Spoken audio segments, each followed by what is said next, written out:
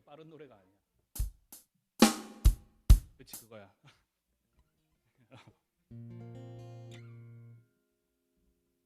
네, 저희 이제 예배 시작하도록 하겠습니다. 예배 나오신 여러분들 모두 환영하고 축복합니다. 우리 또 가정 가운데서 또 현장에서 이렇게 함께 예배하는 모든 지체들 가운데에 하나님의 크신 은혜와 위로가 있기를 간절히 소망합니다. 우리가 이 시간에 함께 사도신경으로 우리의 신앙을 고백하며 나아가도록 하겠습니다. 전능하사 천지를 만드신 하나님 아버지를 내가 믿사오며 그 외아들 우리 주 예수 그리스도를 믿사오니 이는 성령으로 잉태하사 동정녀 마리아에게 나시고 본디오 빌라도에게 고난을 받으사 십자가에 못 박혀 죽으시고 장사한 지 사흘 만에 죽은 자 가운데서 다시 살아나시며 하늘에 오르사 전능하신 하나님 우편에 앉아 계시다가 저리로서 산자와 죽은 자를 심판하러 오시리라. 성령을 믿사오며 거룩한 공회와 성도가 서로 교통하는 것과 죄를 사하여 주시는 것과 몸이 다시 사는 것과 영원히 사는 것을 믿사옵나이다. 아멘.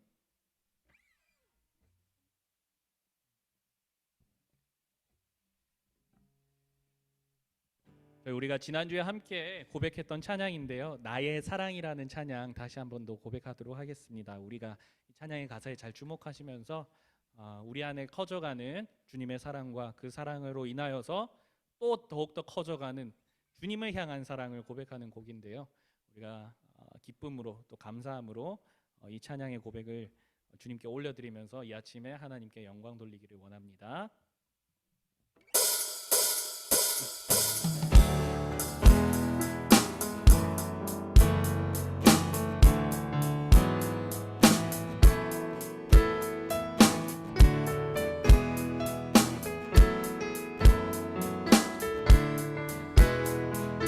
나 주와 함께 걷기 원해요. 나 주와 함께 걷기 원해요.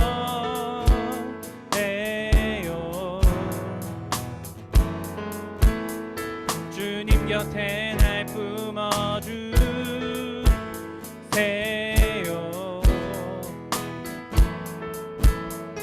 언제나 주의 진리 날 감동해. 내 영혼 오직 주님만 갈망하네.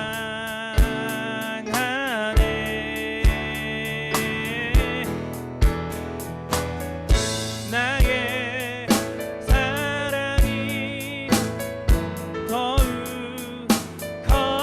커져가네. 주를 향한 내 사랑 더욱 깊어져만 가네. 나의 사랑이 더욱 커져가네. 주를 향한 내 사랑 더욱 깊어져만 가네. 우리 2절 가사로 고백하기 원합니다. 주님 내 곁에 머물러 주세요. 주님 내 곁에 머물러 주세요.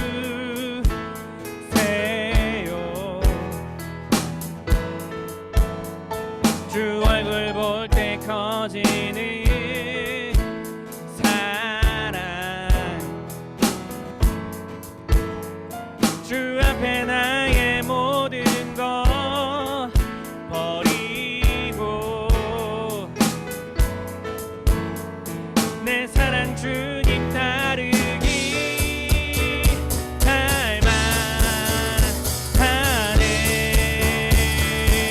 나의 사랑이 더욱 커져가네.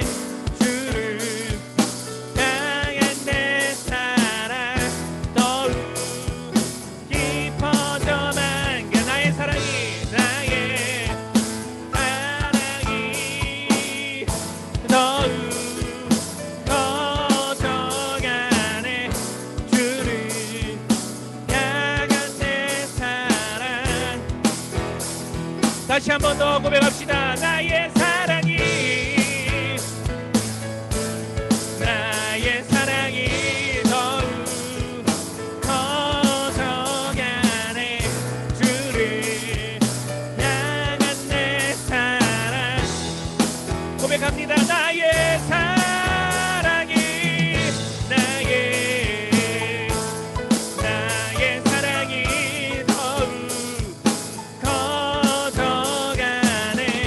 주를 향한 내 사랑 더욱. 우리 마지막으로 나의 사랑이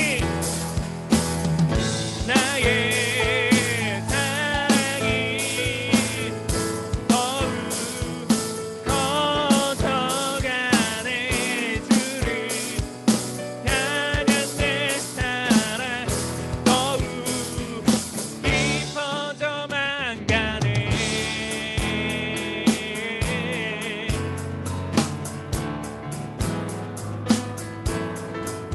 우리 안에 넘치는 사랑을 부으신 주님, 우리가 주님 사랑을 고백하며 나아갑니다. 주님, 연약한 자의 고백이지만 주님 홀로 받아 주시옵소서.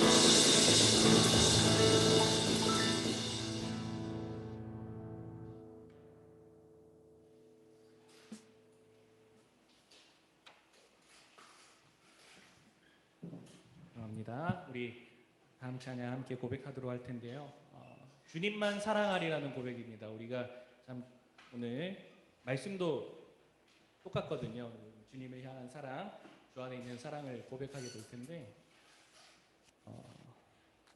찬양이 조금 오래된 찬양이라 오래된 찬양인데 고백에 잘 집중하시면서 쉬운 찬양이거든요. 쉬운 찬양이니까 여러분들의 마음을 담아서 이렇게 고백하기 원합니다.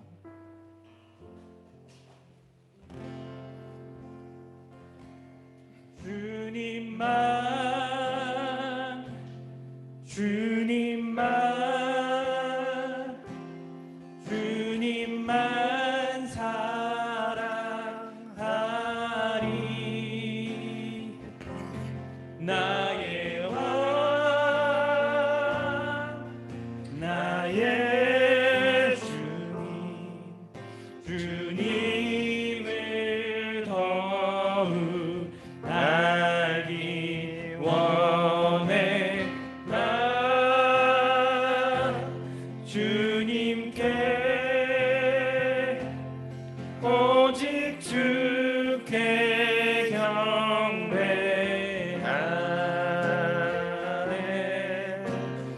거룩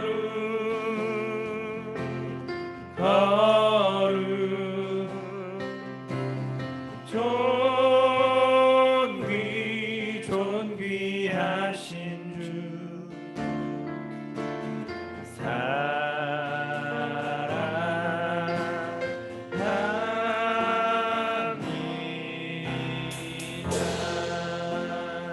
처음부터 다시 고백할까요? 주님만 사랑하리.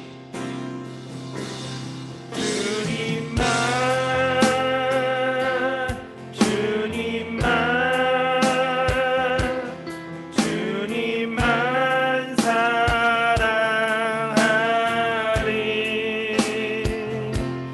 나의 왕 나의 주님을 더욱 알기 원해. 나 주님께 오직 주께 경배하네. 거룩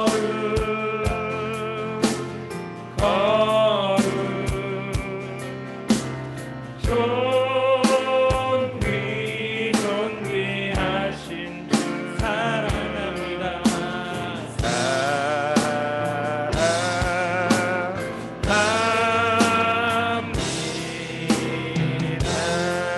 다시 한 번 더 힘을 다하여 고백합니다. 주님만 사랑하리.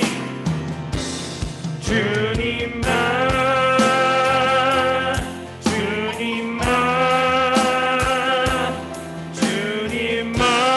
사랑하리. 나의 왕 나의 주님을 더욱 알리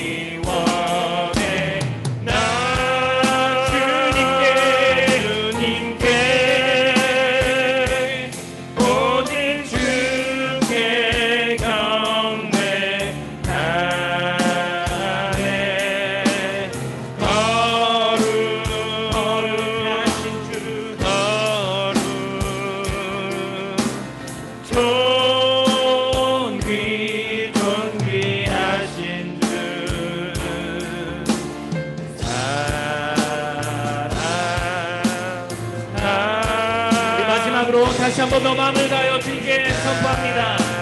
주님 나를 사랑하리. 아멘. 주님만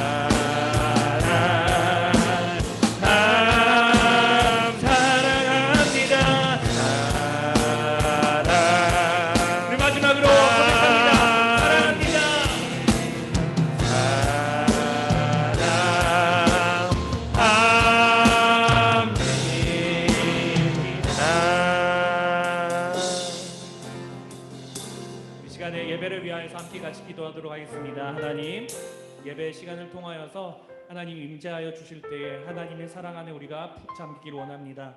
말씀의 그 사랑 안에, 기도하는 가운데 품어주시는 성령의 사랑 안에 우리가 잠기길 원합니다. 하나님 아버지, 이 시간을 통하여서 하나님의 사랑의 음성을 듣고 돌아가는 시간이 될 수 있도록 주님께서 함께하여 주시옵소서. 우리 예배를 위하여서 함께 같이 기도하며 나가도록 하겠습니다.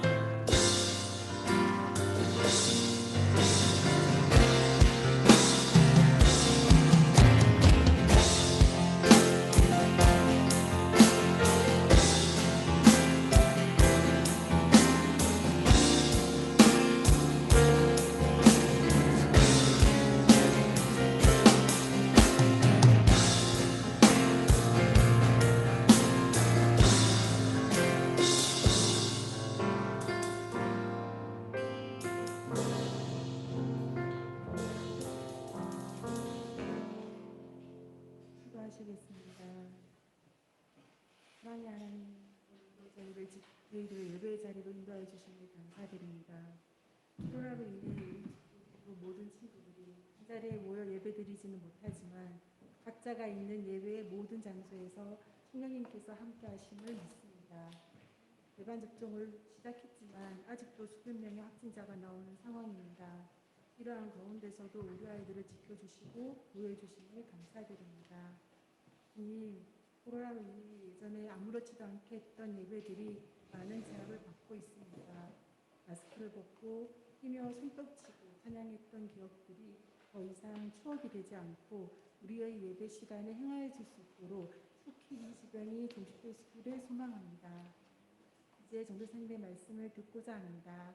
전도사님께서 전해주시는 하나님의 말씀으로 인해 학업에 지쳐있는 우리 아이들이 위로받고 큰 도전을 받으며 하나님의 비전을 바라볼 수 있게 되기를 기도드립니다. 주님, 우리 중고등부 친구들이 소극적으로 들려주시는 말씀에만 의존하지 않고 직접 잠언을 읽고 쓰면서 자신에게만 들려주시는 하나님의 목소리에 집중할 수 있기를 바랍니다. 많은 아이들이 잠언책에 참여할 수 있도록 그의 마음을 붙잡아 주시옵소서.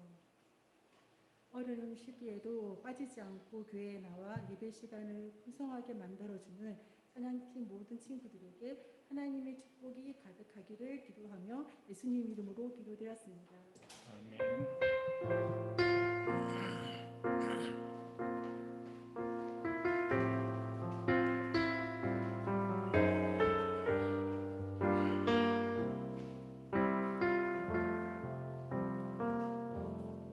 제 말씀 읽도록 하겠습니다. 말씀은 로마서 7장 1절부터 6절까지입니다.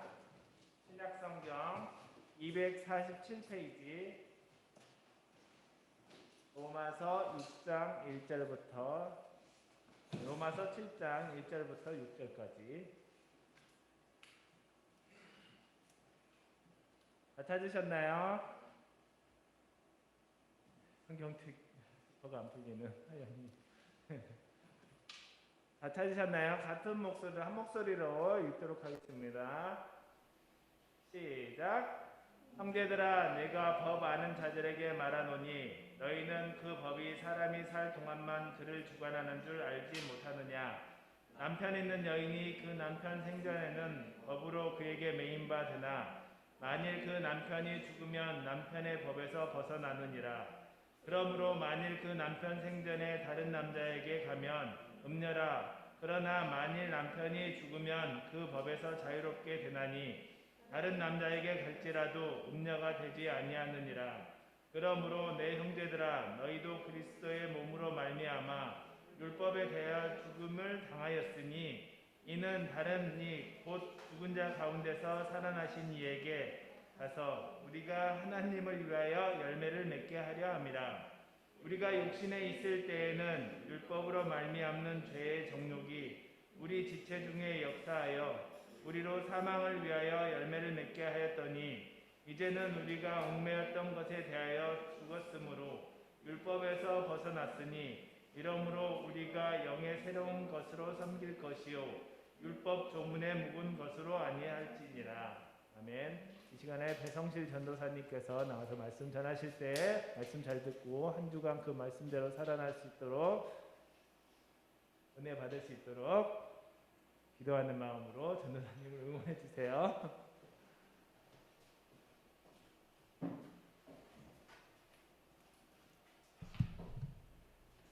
잠시 기도하겠습니다. 살아계신 주님 감사합니다. 오늘도 저희에게 말씀 주시니 감사합니다.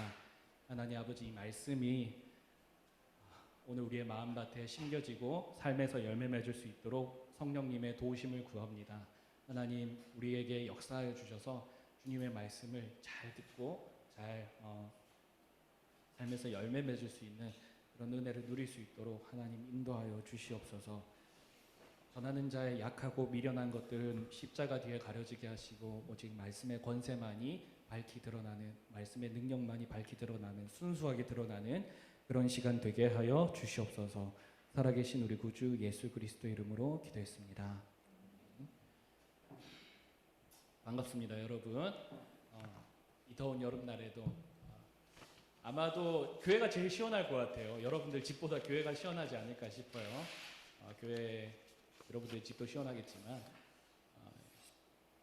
더운 가운데서도 이렇게 예배하러 나오신 여러분들, 가정에서 예배하시는 여러분들 모두 하나님의 말씀에 귀 기울이시고 많은 은혜 누리시기 바랍니다.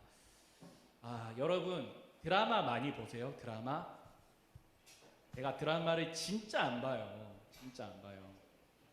얘들아, 우리 현장에 있는 친구들 저를 보세요. 이제 저를 보세요. 성경책 집에서 보시고 내가 보라고 할 때 보고 나오면 나 좀 봐. 나오면 나 좀 봐. 알겠지? 나오면 나 좀 봐요. 자, 여러분들 드라마 좀 봅니까? 저는 드라마 정말 안 보거든요. 근데 가장 제가 최근에 본 드라마가, 이게 최근이라고 하기도 좀 민망한데, 여러분 혹시 동백꽃 필 무렵이라는 드라마 보셨어요? 동백꽃 필 무렵이라는 드라마를 보셨습니까? 제가 그 드라마가 가장 최근에 다 본 드라마고, 그 전에 봤던 게 좀 텀을 건너뛰어서 응답하라 1988이 제 마지막 드라마였어요. 드라마를 잘 못 봐요. 이게 지그시 이렇게 뭐라고 해야 돼? 집중력을 가지고 인내심을 가지고 못 봐요. 제 성질이 급해가지고 영화처럼 그냥 한두 시간 안에 쫙 끝났으면 좋겠는데 이야기 서사가 이게 막 20부작 뭐 이렇게 가면은 골이 아프더라고. 근데 그 동백꽃 필 무렵이라는 드라마는 참 재밌게 봤던 것 같습니다. 좀 간만에 감정 과잉 몰입해서 좀 봤던 드라마인데, 드라마를 본 친구들도 알겠지만 안 본 친구들을 위해서 간단하게 설명하자면, 이 이름이 동백이라는 이 여자가 있는데, 이 여자는 싱글맘이에요. 초등학생 아이를 혼자 기르고 있는 싱글맘인데, 이분이 어렸을 때 어머니로부터 버림을 받았어요. 고아원에서 이렇게 자라나면서 인생의 험한 풍파를 살아냈는데 사람들이 다 거부하고 좀 이렇게 모진 소리도 많이 듣고 재수없다는 소리도 많이 듣고 이렇게 참 힘들고 벅찬 생애를 살았는데, 더군다나 이제 젊은 날에 실수를 하여서, 물론 그 아들은 축복 같은 아들이었지만 거기 아들이 진짜 귀엽게 나오거든, 거기에 보면은. 근데 그 필구라고 되게 귀엽게 나오는 애가 있어요. 여튼 그런 참 어려운 생을 살았었는데 아들 하나 보고 살았었는데 자존감이 밑바닥을 치는 여자였어요. 근데 이제 이 황용식이라는 남자를 만나서 이 남자가 막 좋다고 하는 거예요. 당신 최고라고, 당신 정말 멋있다고, 예쁘다, 최고다, 뭐 이 도시에서 최고로 예쁜 여자다, 난 네가 너무 좋다, 막 이렇게 하면서 그 여자가 이렇게 동백이라는 여자의 내면과 자존감이 회복되어지고 그 주변의 상황까지도 회복되어지는 이런 좀 메시지를 담고 있는 드라마입니다. 제가 이 드라마를 보면서 가장 주목했던 거는 뭐냐면은 그 동백이라는 여자 주인공이 무너진 내면이 회복되는 가운데에서 정말 중요한 역할을 하는 게 뭐냐면은 그 용식이라는 남자의 그 끝없는 사랑이에요. 내리사랑이라고 표현될 만큼 정말 그런 남자가 어디 있을까 싶을 정도로 이렇게 계속 부어주고 계속 힘을 주고 계속 지켜주고 보호해주는 그런 무조건적인 사랑을 보여주는데 거기서 여자가 많이 힘을 얻고 회복되는 모습을 보게 됩니다. 반면에 그 싱글맘이었기 때문에 그 이전에 있던 남편은 또 이 재가를 해서 살게 되는데 그 이전 엑스 남편이라고 할까요? 이 엑스 남편과의 이 뭐라고 해야 될까? 이 갈등도 굉장히 어려웠던 것을 봅니다. 이 남자하고 살 때는 굉장히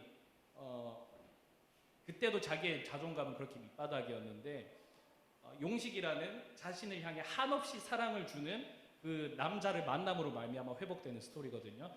백날 말로 해서 많이 여러분도 한번 봐봐. 인터넷에 치면은 여러분들 넷플릭스 아이디 있니?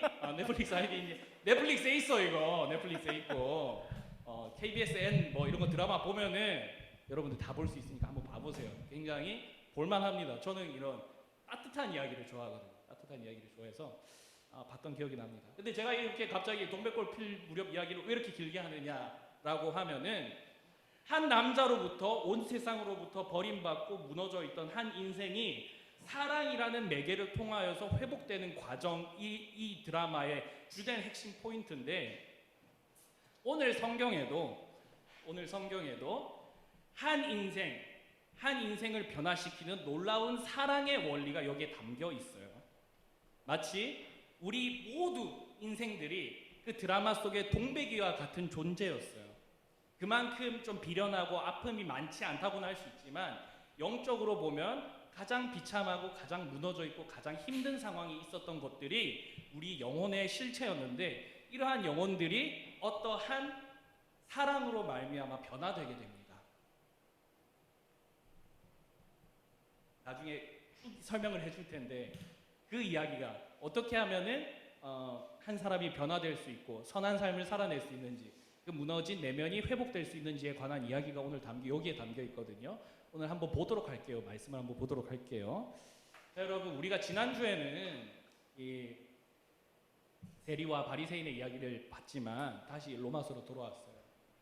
우리가 1장부터 6장까지를 살펴봤는데 6장부터 이제 주된 그 핵심 포인트가 뭐였냐면은 죄에 속했느냐 하나님께 속했느냐 하나님을 섬기느냐 죄를 섬기느냐 이 두 가지 대립 구조를 가진 인생의 모습을 봤었습니다. 그렇죠? 우리가 하나님을 섬기든지 아니면 죄를 섬기든지 중립은 없고 반드시 무엇인가를 섬기는 자리에 있다는 이야기를 우리가 나누었었어요.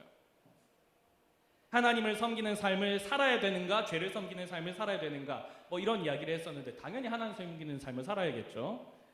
자, 근데 이러한 맥락들 가운데에서 로마서는 우리에게 대해서 뭐라고 얘기하냐면은 너희는 죄에 대하여서 죽은 사람이라고 얘기를 해요. 자, 죄에 대하여서 죽은 사람. 그래서 이제는 의에 대하여서 사는 사람. 죄에서는 죽고 의에 대하여서 사는 삶이라고 하고 그 삶은 하나님을 섬기고 또한 선을 행하는 삶이라고 적극적으로 선을 행하는 삶이라는 것을 강조하고 있습니다. 이러한 맥락들 가운데 이러한 이 인생의 대립구조의 이야기 가운데 오늘 본문도 이 논지를 좀 더 강화시키는 본문이에요. 특별히 오늘 본문은 결혼법의 비유를 들어서 이야기를 하고 있어요. 여러분들 조금 좋은 성경책 보면은 여기 7장 앞에 파란색 글씨로 소제목이 써 있을 거예요. 뭐라고 써 있어요? 그렇죠. 혼인관계로 비유한 율법과 죄라고 되어 있어요. 자, 갑자기 결혼의 그림을 들이밀면서 우리가 죄를 섬기는지 아니면 하나님을 섬기는지 뭐 이런 이야기를 할 텐데 결혼법과 이게 무슨 상관이 있는지 한번 보도록 할게요. 여러분 1절부터 3절까지 우리 함께 읽어보도록 하겠습니다. 1, 3절 함께 읽어보겠습니다. 여러분들 좀 읽어주세요. 시작! 형제들아 내가 법 아는 자들에게 말하노니 너희는 그 법이 사람이 살 동안만 그를 주관하는 줄 알지 못하느냐. 남편 있는 여인이 그 남편 생전에는 법으로 그에게 매인 바 되나 만일 그 남편이 죽으면 남편의 법에서 벗어나느니라. 그러므로 만일 그 남편 생전에 다른 남자에게 가면 은자라. 그러나 만일 남편이 죽으면 그 법에서 자유롭게 되다니 다른 남자에게 갈지라도 음녀가 되지 않으리라. 자, 여러분 보세요. 오늘 본문을 이해하기 위해서는 결혼법에 대한 이야기, 혼인법에 대한 이야기를 조금 알아야 돼요. 혼인법이 뭔지, 결혼법이 뭔지.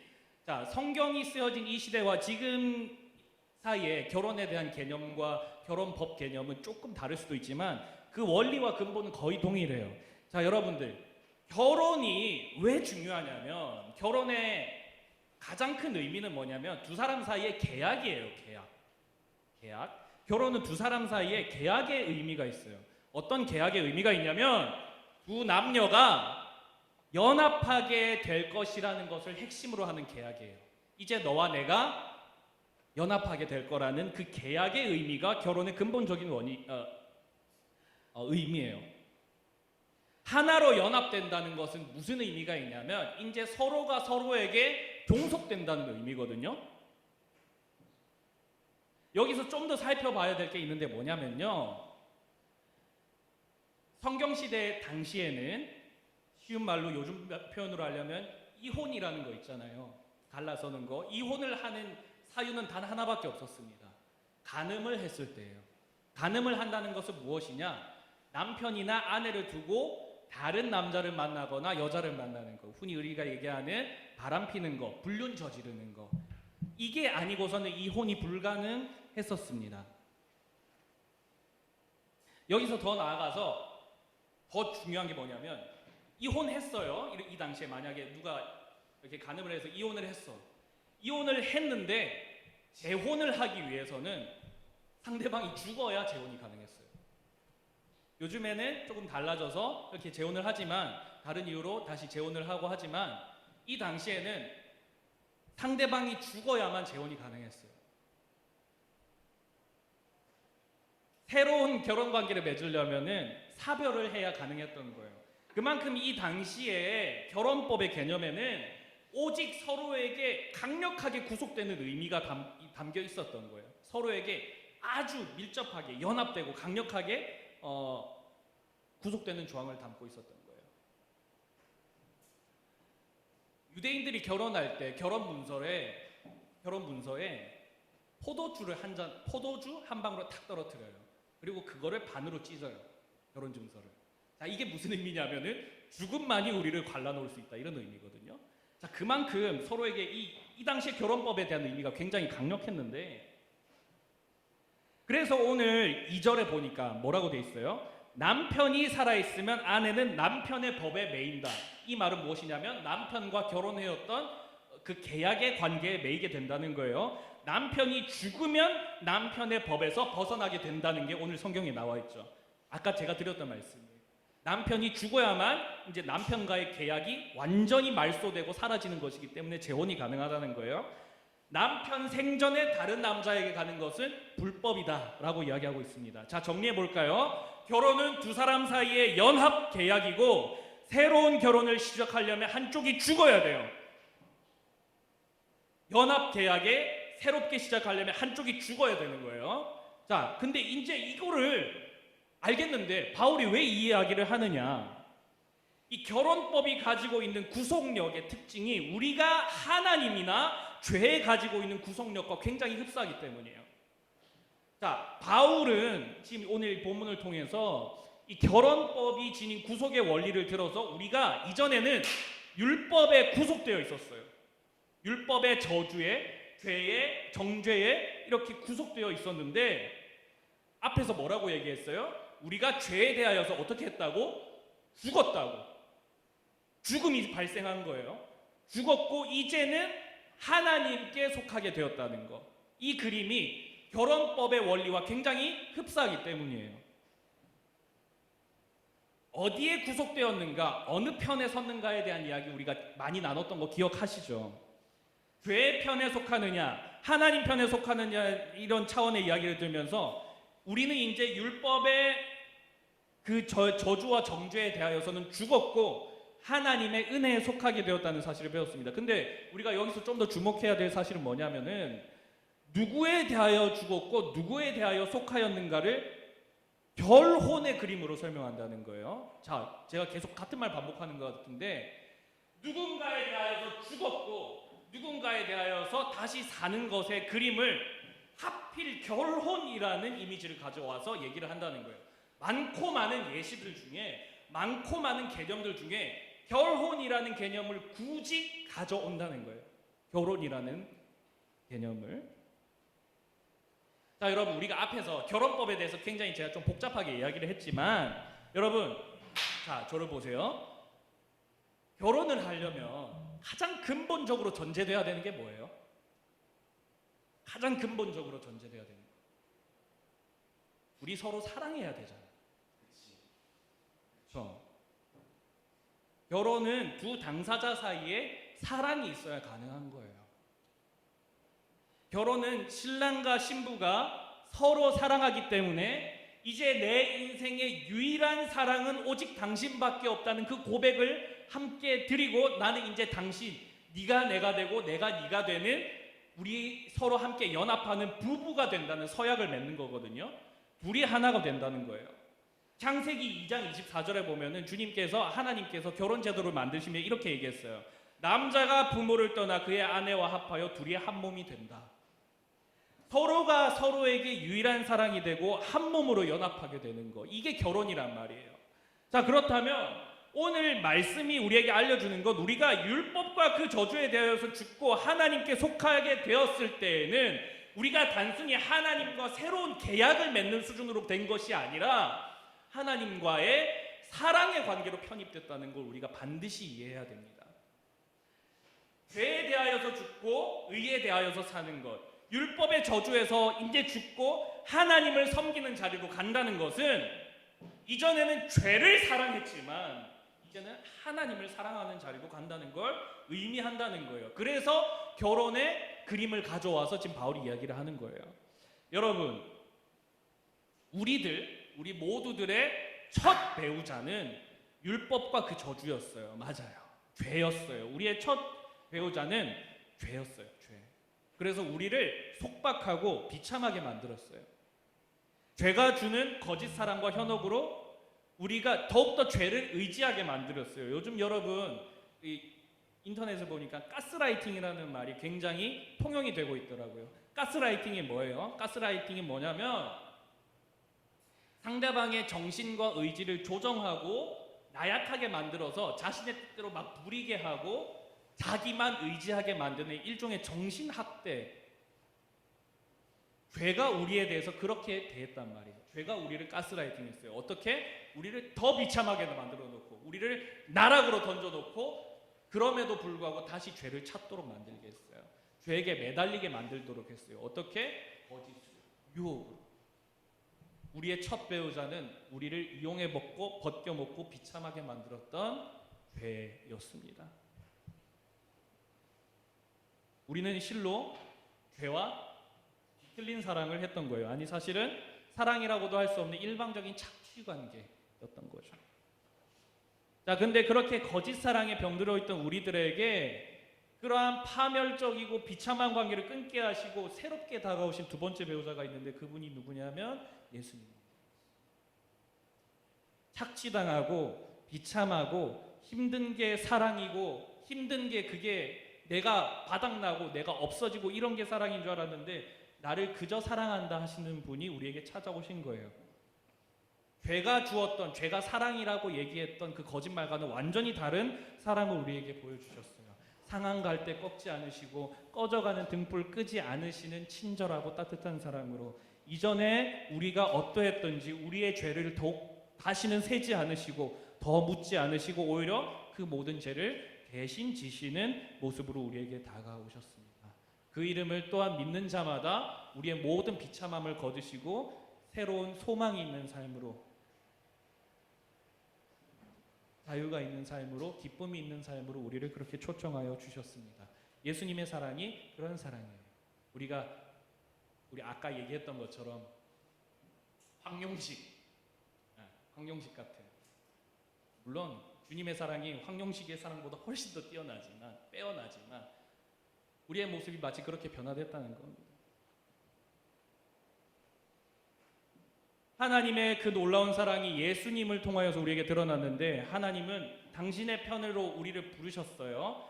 사랑하는 나의 신부야, 나의 사랑아라고 부르셨지만 우리에게 더 이상 짐을 지우시진 않으세요. 너의 모든 짐을 벗어도 돼. 너를 사랑한다, 너를 사랑한다 하시며 주님께서는 사랑으로 부르셨어요. 자, 정리합니다. 우리가 이제 주님께 속했다는 것은 사무적인 계약관계로 주님 안에 들어갔다는 의미가 아니에요. 주님 소속 이런 게 아니라 주님과의 사랑하는 관계, 주님만 사랑하는 관계, 주님의 사랑을 바라는 상태, 주님의 사랑을 받고 주님께 사랑을 드리는 관계, 그런 아름다운 연합의 관계로 들어갔다는 것을 의미합니다. 우리가 주님 편에 섰다는 것은, 주님의 구속 아래로 들어갔다는 것은 하나님과 사랑을 나누는 관계로 들어갔다는 말과 똑같아요.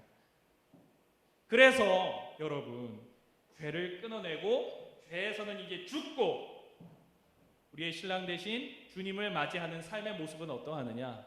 4절 6절에 나와 있습니다. 우리 4절 6절 함께 읽도록 하겠습니다.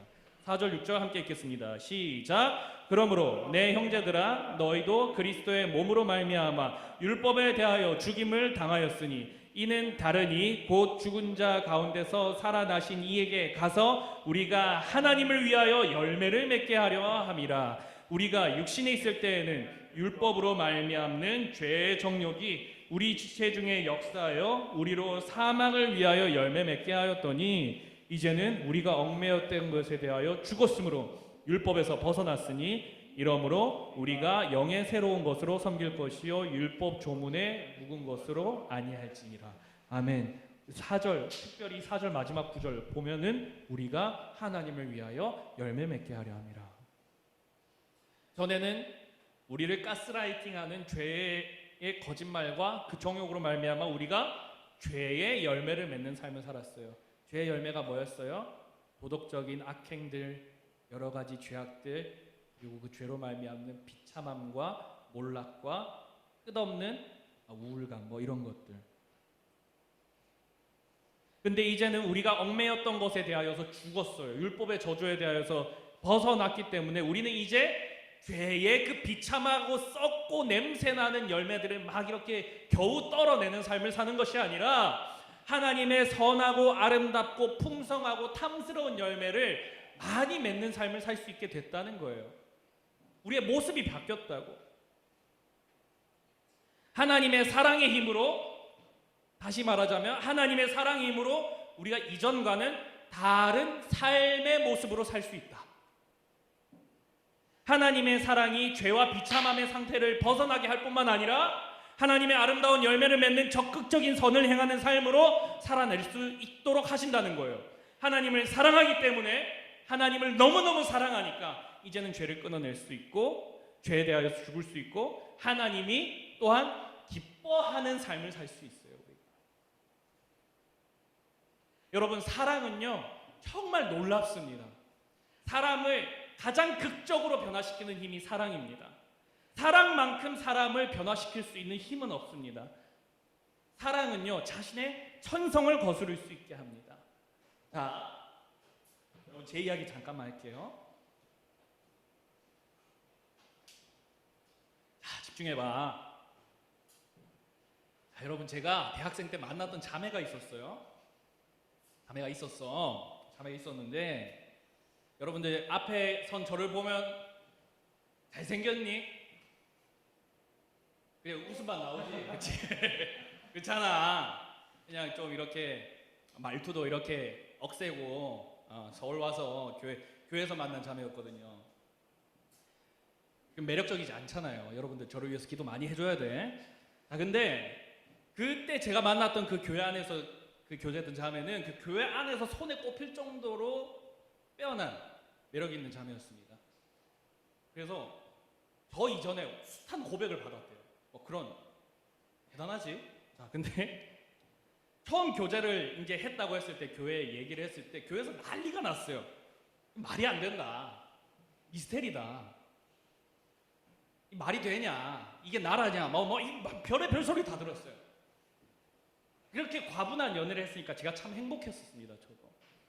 자, 근데 그때 연애를 할 때 제가 참 별의별 짓을 다 했는데 어떤 짓까지 했냐면 지금도 제가 생각해도 참 미스테리예요. 제가 어떻게 그렇게 할 수 있었는지. 자, 그 자매가 미술학원에서 아르바이트를 했던 자매예요. 미술을 했던 자매여가지고. 근데 이 미술학원에 저녁 알바를 가는데 저녁 밤 시간대 아르바이트를 가는데 제가 아르바이트하는 학원까지 데려다 줍니다. 데려다 줘요. 저녁 같이 먹고 데려다 줍니다. 일주일에 2번이었는데 데려다 줍니다. 그리고 자매가 학원에서 일을 하는 동안 아르바이트를 하고 있는 동안 전 밖에 뭐 카페나 뭐 이런 데 가가지고 혼자 책을 읽거나 뭐 시간 때우거나 이렇게 했어요. 그럼 이제 자매가 알바를 끝나고 나와요. 그러면 그때 다시 데리러 가서 그 자매 집까지 걸어서 한 30분 정도 걸리는 거리였거든. 버스 있었는데 여러분들 연애해봐 버스 타게 되는지 걸어가게 돼. 하여튼 이제 걸어갔어요. 30분 정도.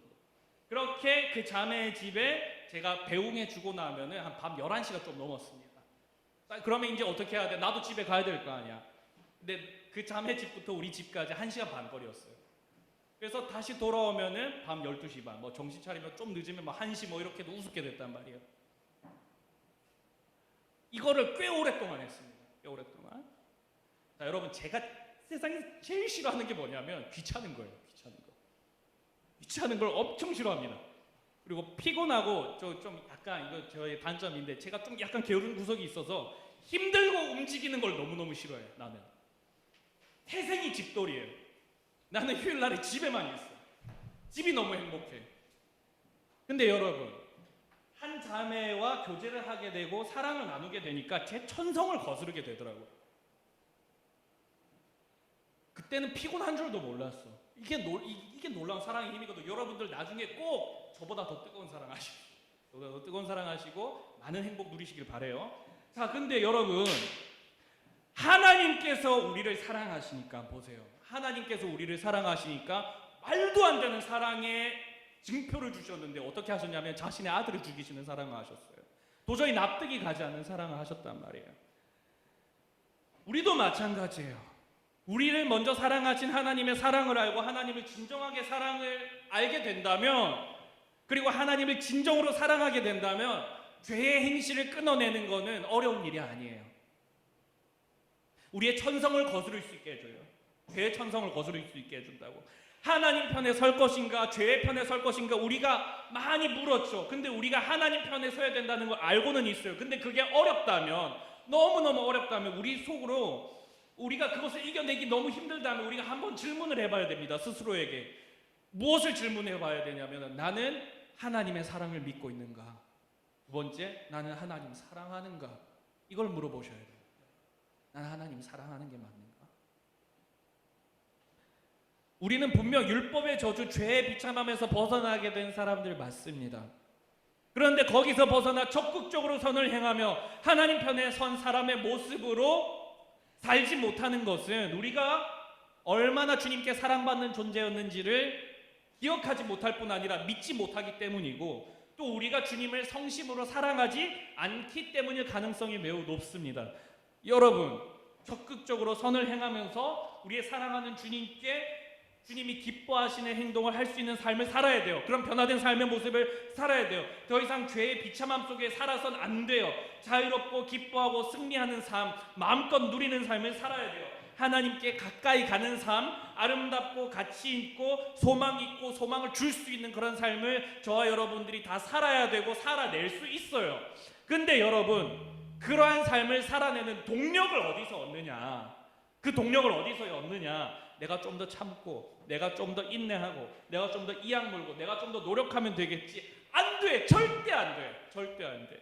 절대로 선한 일을 그렇게는 행할 수 없어요. 물론 어느 정도 흉내는 낼 수 있겠지, 모양은 낼 수 있겠지. 그러나 그게 끝까지 가지 않아요. 여러분, 비결은 어디에 있냐면 죄와 사망을 이기고 하나님의 기뻐하시는 행동을 할 수 있고 하나님께 기뻐하시는 변화된 삶으로 살아낼 수 있는 비결이 어디 있냐면 하나님 사랑하는 데 있어요. 하나님 더 많이 사랑하는 데 있어요. 그러면 여러분 더 이상 우리에게 우리의 천성은 이게 거스르지 못할 것이 아니라 그것을 거슬러서 하나님을 더욱더 사랑하고 변화된 삶을 살 수 있게 만듭니다. 하나님 어찌 더 사랑할 수 있을까요? 사랑해야지. 주님 사랑해야지. 그렇게 하면 좀 어렵고요. 하나님을 사랑하려면 하나님이 여러분을 얼마나 사랑하시는지에 대해서 귀를 기울여야 돼요. 하나님이 나를 어떻게 사랑하시는지에 대한 이야기가 여기에 다 적혀 있어요. 여기. 두껍지. 여러분들 편지 써봤어요?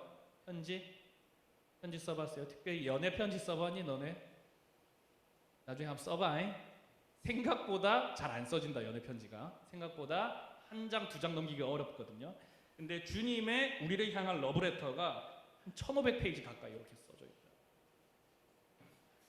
표현은 다 다르지만 결국 성경이 하는 말은 무엇이냐면 하나님께서 여러분들을 사랑하사 독생자를 주셨다. 여러분들 너무너무 사랑하시고 여러분들을 회복시키시길 원한다는 메시지가 바로 여기 써 있어요. 여기에 집중해 보세요. 그리고 사랑을 의지적으로 고백하는 것도 너무나 중요합니다. 찬양했잖아요. 우리 찬양하는 거. 찬양은 우리의 마음을 주님께로 올려드리는 아주 중요한 도구가 되어집니다. 기도하세요. 기도하는 가운데에 하나님의 사랑의 음성이 들려질 겁니다. 우리의 삶을 인도하시고 걸음마다 도우시는 힘주시는 하나님의 사랑을 우리의 삶 가운데서 체험할 수 있게 될 겁니다. 그럼 우리도 주님 사랑할 수 있는 거예요. 그러면 적극적으로 선을 행하고 변화된 삶을 살 수 있습니다. 사랑하는 여러분, 죄를 이기는 모든 능력은 우리를 사랑하신 우리 주님의 사랑 안에서 가능합니다. 거의가 아니라 우리를 유일한 사랑의 대상인 신부라고 부르세요. 성경은요, 여기뿐만 아니라 사실 성도들을 그리스도의 몸된 교회를 그리스도의 신부라고 많이 표현하세요. 신부는 신랑의 유일한 사랑의 대상이에요. 우리를 유일한 사랑의 대상이 신부라 부르시는 하나님의 그 사랑 고백, 그 음성에 여러분들 귀를 기울이셨으면 좋겠어요. 나도 주님 그래서 사랑한다고, 나도 이제 변화되고 싶다고, 나 하나님 기쁘게 하는 삶을 살고 싶다고, 그래서 더없이 행복하고 나는 더없이 행복한 삶을 살고 있다고 고백할 수 있는 저와 여러분의 삶이 되어지기를 간절히 소망합니다. 함께 찬양 한 곡 하도록 하겠습니다. 아버지 사랑합니다 라는 찬양인데요. 아버지 사랑합니다. 함께 고백하며 나가도록 하겠습니다.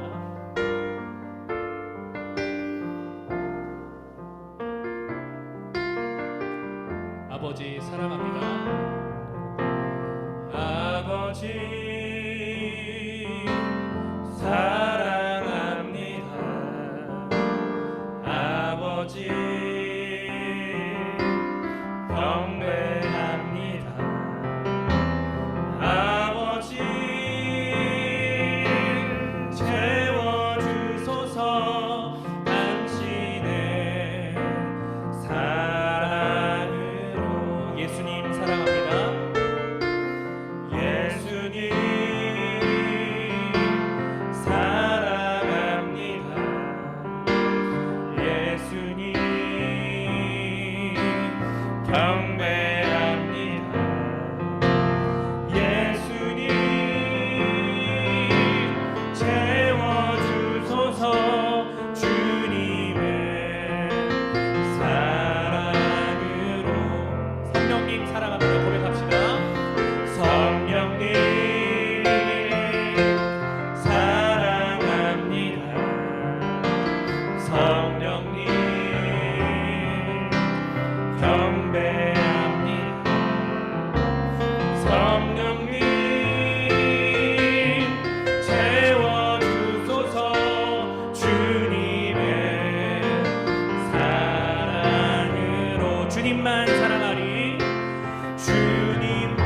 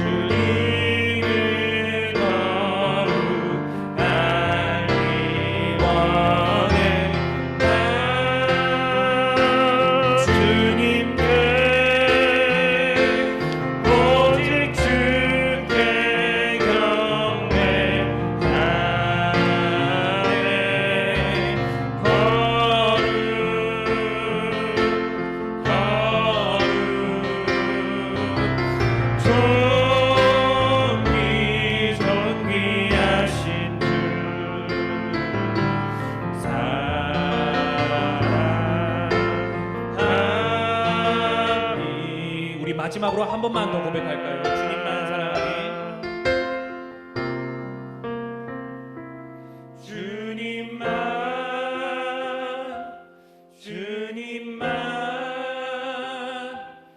주님만 사랑하리.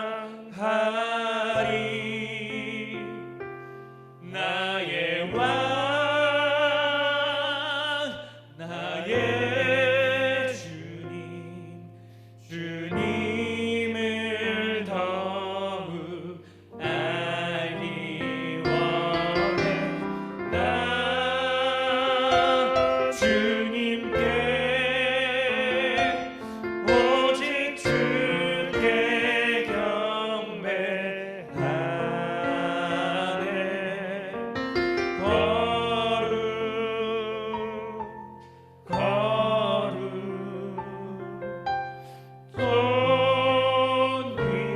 존귀하신 주 사랑합니다.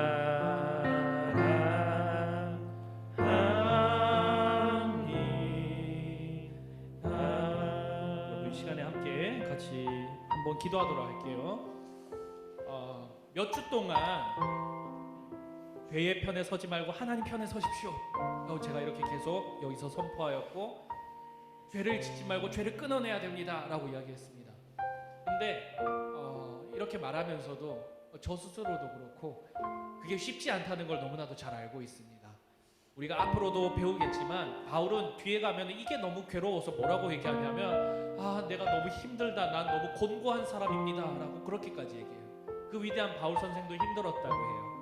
근데 여러분, 오늘 말씀을 보니까요, 죄의 편에 서는 것이 아니라 하나님 편에 설 수 있는 근본적인 이유, 근본적인 비결, 동력이 있다는 것을 우리가 알게 되었어요. 하나님 사랑하는 거예요. 주님 사랑하는 거예요.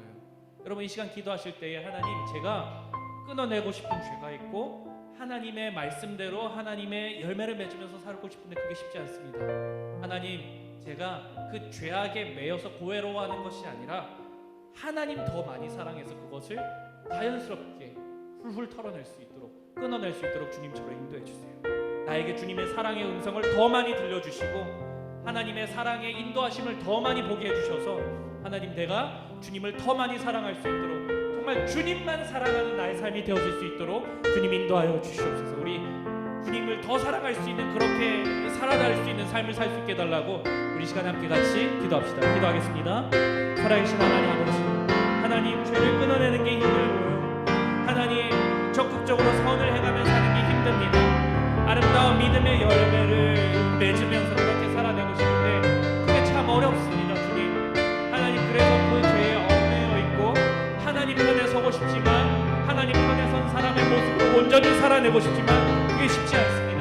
하나님 아버지, 우리를 불쌍히 여겨주셔서 하나님의 사랑의 음성, 하나님의 사랑의 일하심들을 우리의 삶 가운데 더 많이 보여주십시오. 더 많이 일하여 주십시오. 하나님, 더 크게 역사하여 주셔서 하나님, 우리가 주님을 위하여서, 하나님 나라를 위하여서 살아나갈 수 있도록 하나님, 우리가 주님 더 많이 사랑할 수 있게 해주세요. 죄와 사망의 권세와 모든 어려움을 끊는 비결이 주님 사랑하는 데 있음을 압니다. 주님만 더 많이 사랑하기 원합니다. 주님만 더 많이 높이기 원합니다. 주님만이 나의 유일한 사랑입니다. 하나님 아버지, 내 삶 가운데 주님을 향한 사랑을 회복시켜 주시옵소서. 주님만 더 사랑하는 우리가 될 수 있도록 하나님 아버지, 우리 가운데 사랑의 음성 들려주십시오. 주님 사랑합니다. 부족한 입술이고 부족한 모습이지만, 연약한 모습이고 연약한 삶의 모습이지만, 그러나 하나님 아버지, 그래도 입술을 열어 우리가 주께 고백하는 것은 주님 사랑한다는 것입니다. 왜냐하면 주님께서 우리를 먼저 사랑하셨기 때문에, 주님께서 우리가 감히 닿을 수도 없는 그 넘치는 사랑을 우리에게 부어주셨기 때문에 그 사랑에 우리가 너무나도 크게 감격해서, 너무 감사해서 주님께 드릴 것이 사랑밖에 없음을 고백합니다. 하나님 아버지, 우리 안에 주님 사랑하는 마음을 더욱더 많이 붙여주시고 불어넣어주시고 당신과 더 뜨겁게 사랑할 수 있는 관계로 우리를 인도하여 주셔서 우리의 삶 가운데 있는 여러 가지 죄와 연약함들, 끊어내지 못하는 미련들, 부족한 것들 훌훌 털어내고 이제는 주님만 사랑하며 그 사랑 안에 정말로 행복한 삶을 살 수 있도록 주님 인도하여 주시옵소서. 감사합니다. 그렇게 이루실 것을 믿으며 살아계신 우리 구주 예수 그리스도의 이름으로 기도했습니다. 아멘. 우리 준비하신 헌금하시며 주님께 나아가도록 하겠습니다.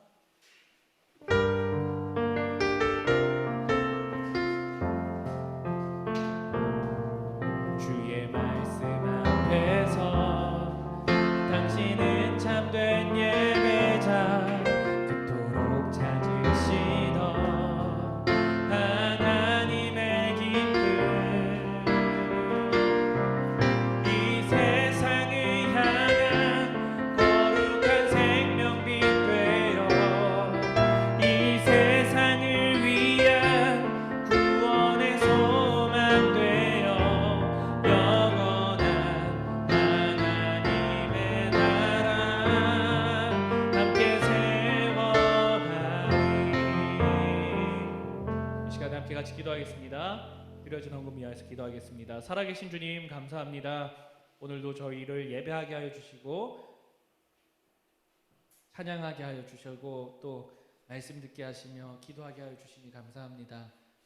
하나님, 저희가 찬양한 것과 같이 또 말씀 가운데 들은 것 같이 또 기도하는 가운데 결단한 것 같이 우리의 삶 가운데 그렇게 믿음의 열매가 풍성하게 맺혀질 수 있도록 주님 인도하여 주시고 우리 안에 사랑을 더욱더 많이 불어넣어 주시옵소서. 하나님 아버지, 그 사랑과 은혜를 기대하며 또 감사하며 우리의 가진 것을 주님께 일부 내어 드립니다. 하나님, 예물이 쓰이는 곳마다 아름다운 하나님의 나라가 온전히 세워질 수 있도록 주님께서 역사하여 주시옵소서. 모든 영광 존귀 주님께 올려드리며 살아계신 우리 구주 예수 그리스도의 이름으로 기도했습니다. 아멘. 우리 주기도문으로 예배를 마치도록 하겠습니다. 하늘에 계신 우리 아버지여, 이름이 거룩히 여김을 받으시오며 나라가 임하옵시며 뜻이 하늘에서 이루어진 것 같이 땅에서도 이루어지이다. 오늘날 우리에게 일용할 양식을 주옵시고 우리가 우리에게 죄 지은 자를 사하여 준 것 같이 우리 죄를 사하여 주옵시고 우리를 시험에 들게 하지 마옵시고 다만 악에서 구하옵소서. 대개 나라와 권세와 영광이 아버지께 영원히 있사옵나이다. 아멘.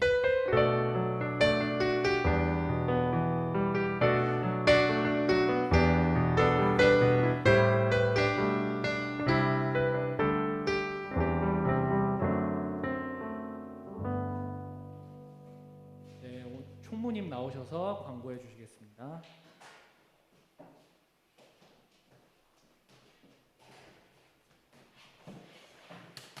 네, 반갑습니다. 오늘은 우리 중1 그리고 고1 학생들 대면 예배로 함께 참석해 주셨는데 진심으로 반갑고 환영합니다. 다음 주에는 우리 중2, 고2 친구들 대면 예배로 다음 주에 뵙도록 하겠습니다. 제가 그 어떤 선생님으로부터 기쁜 소식을 들었는데 벌써 잠언 성경을 거의 다 쓰거나 혹은 쓰고 있는 친구들이 몇 친구 있다고 제가 들었습니다. 네. 이렇게 제가 매번 무의미한 광고처럼 그렇게 생각을 했는데 그래도 이렇게 함께 참여하는 친구가 있다는 거에 너무나도 감격스럽습니다. 8월 말까지 이어지는 잠언 성경 필사 저희가 급하게 상품을 정했는데 뭐 여러분들이 꼭 상품 때문에 이 성경 필사를 하는 친구가 있다고 생각은 안 합니다만 그럼에도 불구하고 저희가 아주 소정의 편의점 상품권과 그리고 아주 고급 샤프를 저희가 다 쓰신 분에 한해서 저희가 다음 주부터 아마 시상을 할 것 같습니다. 그래서 이제 다음 주부터 8월 말까지 여러분들이 그 전이라도 다 완료를 하신 분들은 박성주 선생님이나 아니면 저에게 제출을 해주시면 저희가 그때 광고 시간에 순차적으로 시상을 하도록 하겠습니다. 기억해 주시면 감사하겠습니다. 그리고 다음 주 교사 원래에 있다는 점 기억해 주시고 예배 후에 줌으로 교사 원래 진행하도록 하겠습니다. 그리고 이제 여기에는 없는 광고인데요. 오늘 중3 박지현 선생님 반은 우리 그 김서환 선생님 반과 합반해서 그렇게 공과 공부 진행해 주시면 되겠습니다. 네, 그럼 반별 모임 갖도록 하겠습니다. 감사합니다.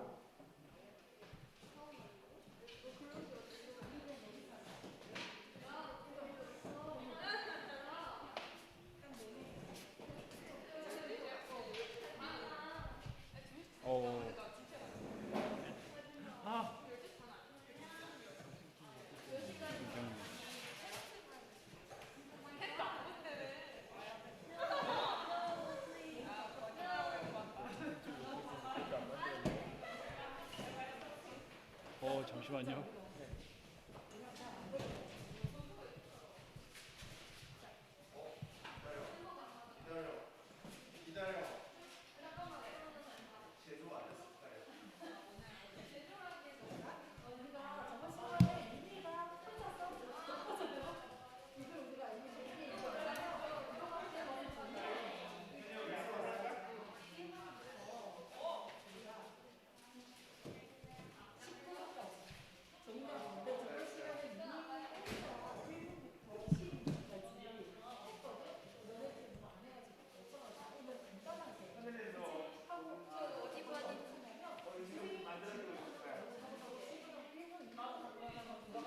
기다려봐, 잠깐만.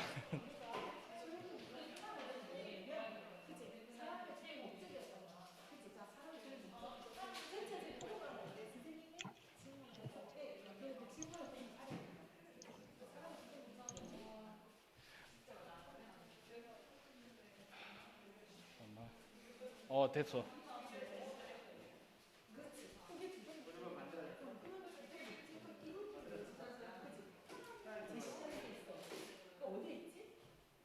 저도 좀 보내줬어요. 잠깐만. 정민준, 박성구. 서한쌤 어디 가셨지? 아니, 서한쌤 와주실 거야. 잠깐만. 기다려봐. 지금 너무 혼란스럽다.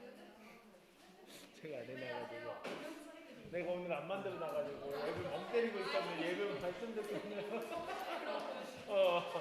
그런 거였어. 요반 맞나? 너무 많이 가는데?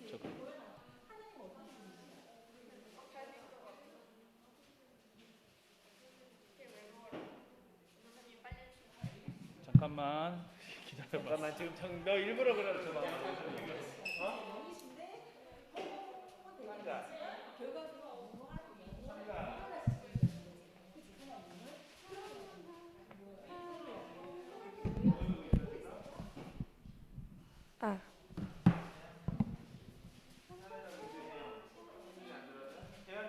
우리 대현이도 보내주세요. 예. 너 혼자? 너 몇시 갔어? 너도 여기 살래? 오늘 아파. 백신 맞았어.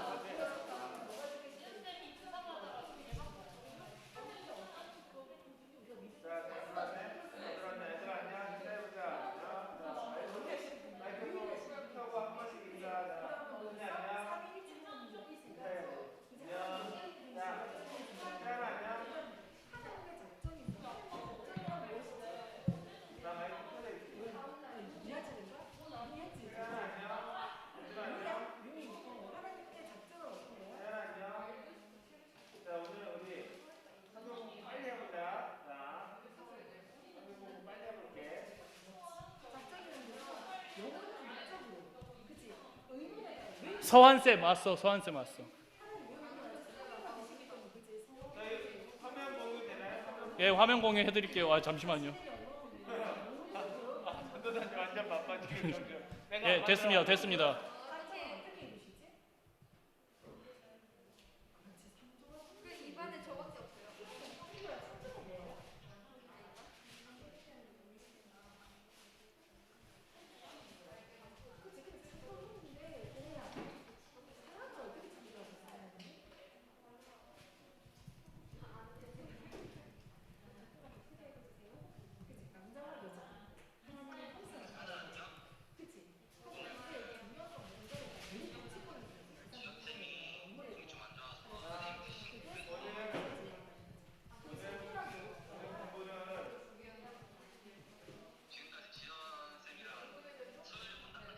너 저쪽 가서 하면 안 되냐? 소리 다 들려.